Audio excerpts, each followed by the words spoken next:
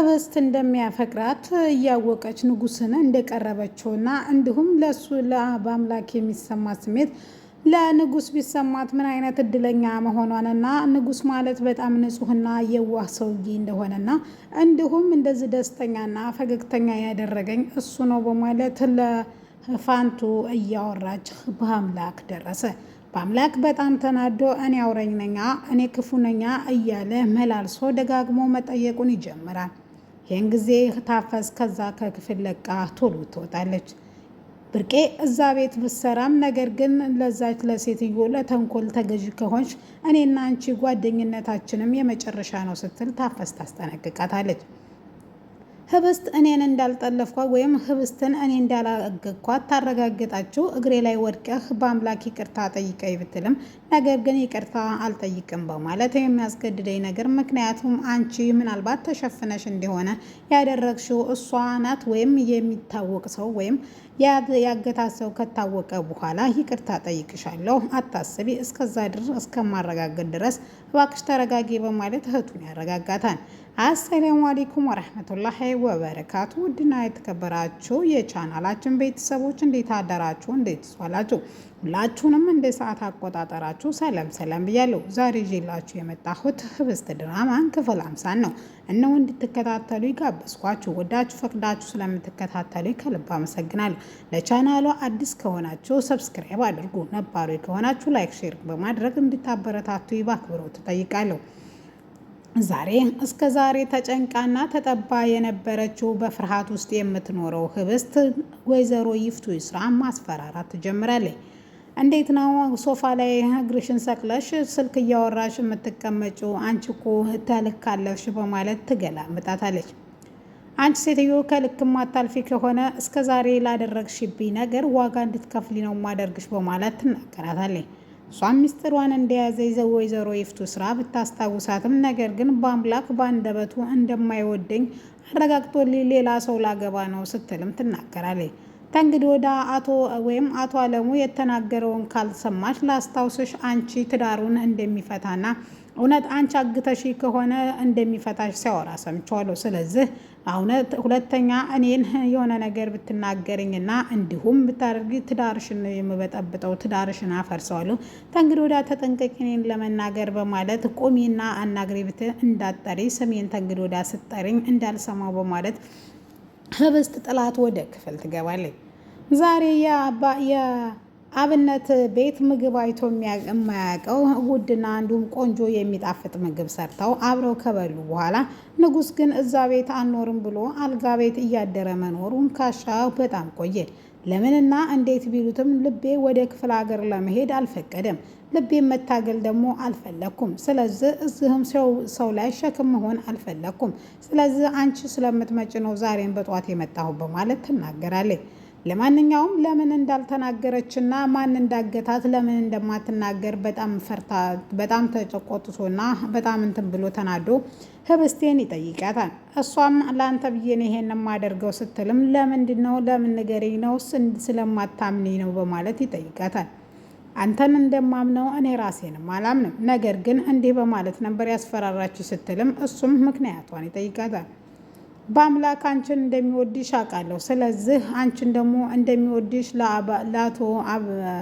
ለአቶ አለሙ ከተናገርኩ ይገለዋል። ለዛም እንዳትናገሪ ብላ አስፈራራችኝ። እንደምትወደውኝ ለአባቴ ከተናገረ የሆነ ነገር ያደርጉብኛል ብዬ ፈርቼ ነው በማለት ትናገራለች። ሁለተኛው ደግሞ አንተ ስለምትወደኝ ሳታውቅም አውቃም ቢሆን ሳታውቅ ነገር ግን ስለነገረችኝ እጅጉኑ በጣም ደስ ብሎኛል በማለት ትነግረዋለች። ደስ ያስባላል ነገር ምን እንደሆነ ሲጠይቃትም እሱም እንደምትወደኝ በማወቄ እጅጉኑ ደስ ብሎኛል ስትል እሱም ምንም ነገር የለም በማለት ይከራከራታል። የሆነ ነገር ማን አለ ብላ ስትከራከረውም በአምላክም እንደተለመደው ክፍሏን ጥሎ መሸሹን ይጀምራል። በቃ ሸሹ ሄድ በማለት ጧት ተነስታ ብርቄ በሯን ታንኳኳለች። ያየችውን ነገር ህብስቴ ማመን ያቃታት። ምክንያቱም ብርቄም እዚህ ቤት አገኛታለሁ ብላ አንድ ቀን ማስበው ማጣው። ነገር ግን እንዴት እንደመጣይ ስትናገርም እዚህ ቤት ተቀጥሬ ትናንትና ስራ ጀምሬያለሁ። በእርግጥም ታፈሰን ብዬ ነበር የመጣሁን፣ ነገር ግን እቤት ሳጣት እትዬ ስራ እንዲጀምር ነገሩኝ በማለት ታወጋታለች። በአምላክ የት እንዳያት ግራ የገባው ሲሆን ነገር ግን ዛሬ ፊት ለፊቷ ወይም ስታስታውሰው ማስታወሱን እዛ እንዳያት እርግጠኛ ሆነ። ለማንኛውም የእሷ ተላላኪና የእሷ ባሪያ ሳትሆን የሆነ ነገር ማድረግ አለብን በማለት ይናገራል።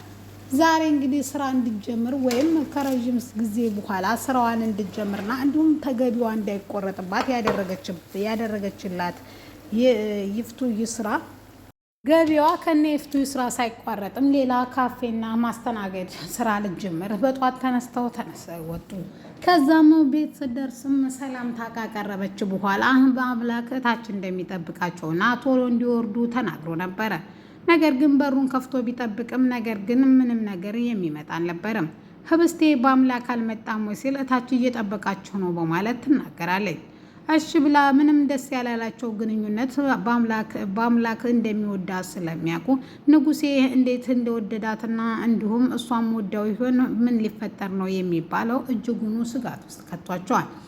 ከዛም አብረው እንዲሄዱ ሶስቱም ወይም እሷም አብነትም እንዲሁም እንዲሄዱ ብትጠይቃቸውም እሷ ግን ተዝሁ ከንጉስ ጋር መቆየት እንደምትፈልግና እነሱ ስራው ቦታ ደርሰው እሷንም አሳይተዋት መምጣት እንደሚችሉ ትናገራለች። በአምላክ ጋር ሲደርሱ ህብስት ታለይ ብሎ ሲጠይቃቸውም ህብስት መምጣት እንደማትፈልግና ከንጉስ ጋር መቆየት እንደምትፈልግ ትነግራቸዋለች። እሱም በጣም አዝኖ አይደል ከሱ ጋር መቆየት ፈለገች አይደል በማለት ምንም ሳይናገር መንገዱን ይቀርማል። ታፈሴንም ስራ ቦታ ካደረሱ በኋላ መናፈሻ ቦታ ተሄዱ በኋላ አንድ የማወራህ ነገር አለ በማለት ጓደኛውን ሊያወራው ይሞክራል። ንጉስ ህብስቴን ሳይወዳት አይቀርም በማለት ሲነግረው ምን ነው አሁን ነው እንደ ያወቀው ቆየ ሆኔ ካወቅኩት እሷን መውደድ ከጀመረ ውሎ አድሯን እኮ ዛሬ አይደለም በማለት ሊያወዳት ችሏል ሳይሆን ወዷታን አፍቅሯታን እሷም ተመችቷታን በማለት መልስ ይሰጣል።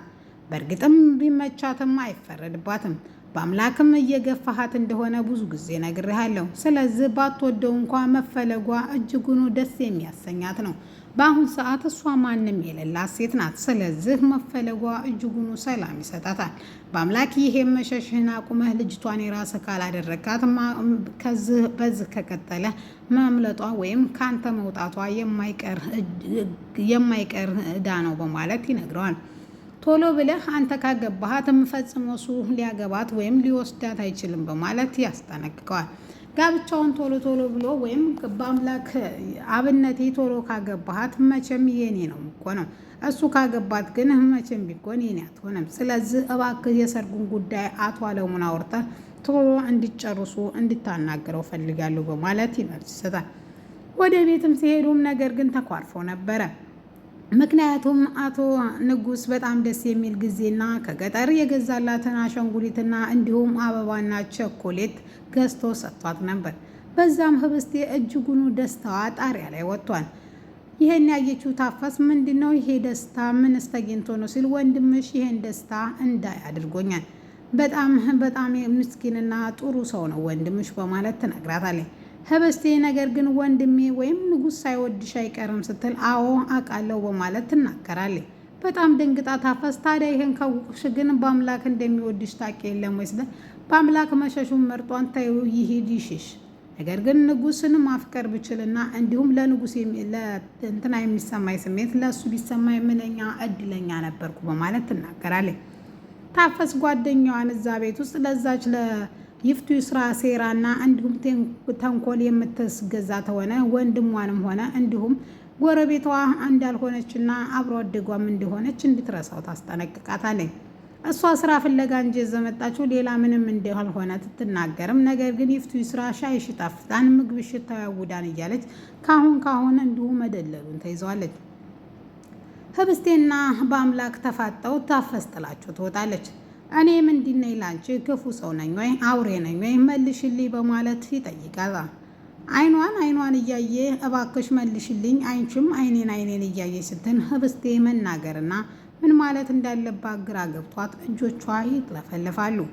ምን ማለት እንዳለባት ግራ የገባት ማለቴ አውቃም በአምላክ ፍቅሩን ዛሬ ካልገለጠላት ህብስትም ተንግዲህ ወደ ንጉስ እንደምትሄድ በእርግጠኝነት የምትነግረው ይሆናል። በአምላክ ከስከዛሬ ፍራቸውና እንዲሁም ስጋቱ በሚስጥርም አድርጎ ቢሆን ለህብስቴ ሊነግራት ግድ ይላል። ውድና የተከበራችሁ የቻናላችን ቤተሰቦች ለዛሬ ይዤላችሁ የመጣሁት ይሄ ይመስል ነበር።